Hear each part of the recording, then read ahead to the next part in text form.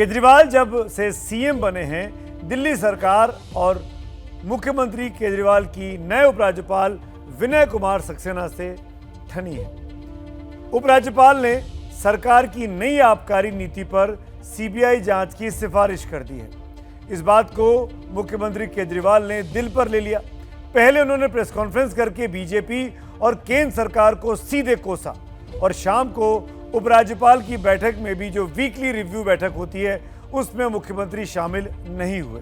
लेकिन सवाल है कि क्या सत्येंद्र जैन के बाद अब दिल्ली के एक्साइज मिनिस्टर या आबकारी मंत्री या शराब विभाग जिनके पास है, वो मनीष सिसोदिया क्या अब जांच एजेंसियों के घेरे में है?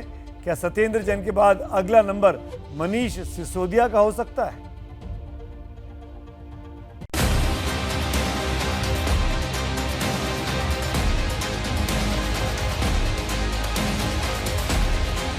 शराब के नाम पर दिल्ली की सियासत फिर से उबाल मार रही है।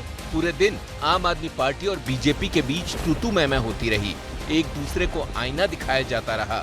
वजह दिल्ली की नई आबकारी नीति के खिलाफ उपराज्यपाल की सीबीआई जांच की सिफारिश, जो दिल्ली के चीफ सेक्रेटरी की रिपोर्ट के बाद की गई। रिपोर्ट में दावा है कि शराब के लाइसेंसधारियों को फायदा पहुंचाने के लिए नियम तोड़े गए।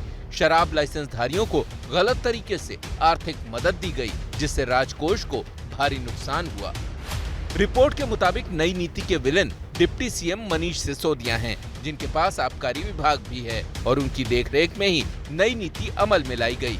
सिसोदिया का नाम आते ही धीर गंभीर केजरीवाल अधीर हो बैठे।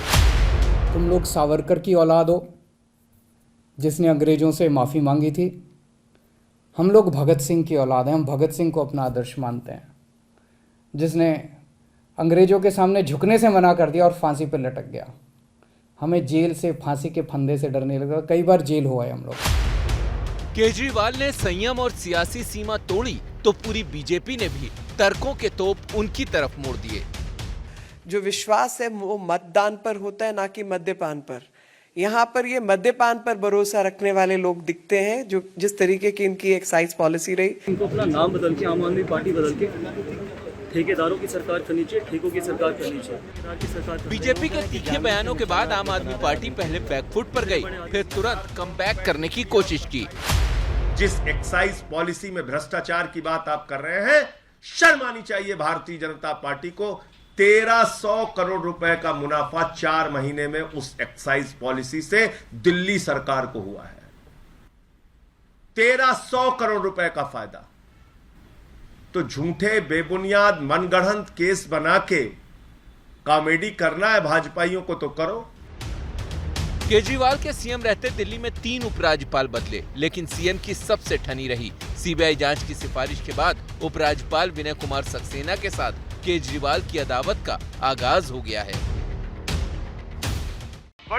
ये हैं शर्मा जी, जो रात का खाना और देश दुनिया की सुर्खियां दोनों लेते हैं सुमित अवस्थी के साथ। अब ये हैं इनके पड़ोसी बनर्जी साहब। मिष्टी दोई खाते खाते पूरा बंगाल जान लेते हैं सुमन दे के साथ। इनकी तरह आप भी देखें अपने फेवरेट न्यूज एंकर को एक ही ऐप पर और डाउनलोड कीजिए एबीपी लाइव ऐप अपने स्मार्ट टीवी पर।